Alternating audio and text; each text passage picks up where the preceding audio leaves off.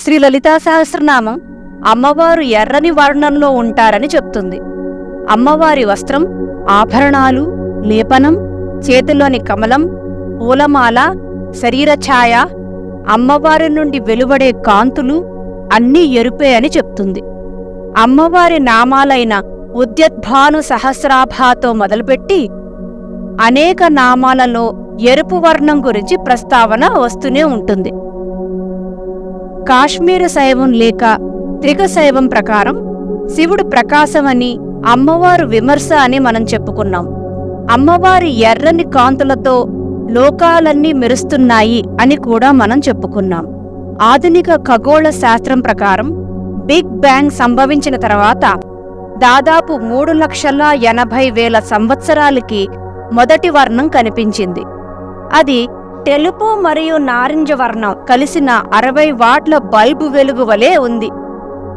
ఎందుకంటే అప్పుడు అంతరిక్షంలో 3000 కెల్విన్ ఉష్ణోగ్రత ఉండేది. మన కళ్ళు చీకట్లను చూడగలిగే శక్తిని బట్టి ఆ వెలుగు అగ్నివర్ణంలో కనిపిస్తుందిట. కొన్ని వందల మిలియన్ సంవత్సరాల పాటు అంతరిక్షం విస్తరించి చల్లబడి కాంతి యొక్క వర్ణం ఎర్రగా మారిందిట.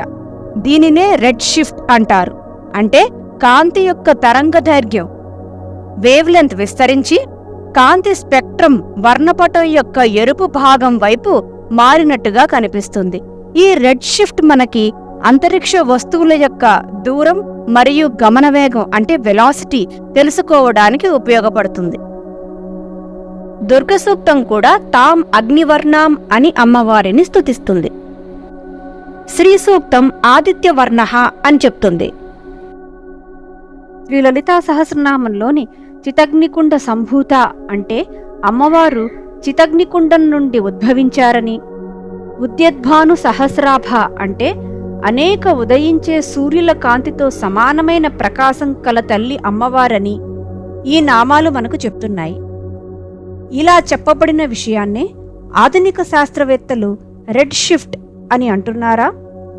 మీరేమనుకుంటున్నారు? మీ అభిప్రాయాన్ని కామెంట్స్ రూపంలో తెలియచేయండి. మళ్ళీ వచ్చే వీడియోలో కలుసుకుందాం. అంతవరకు సెలవు తీసుకుంటోంది మీ మానస.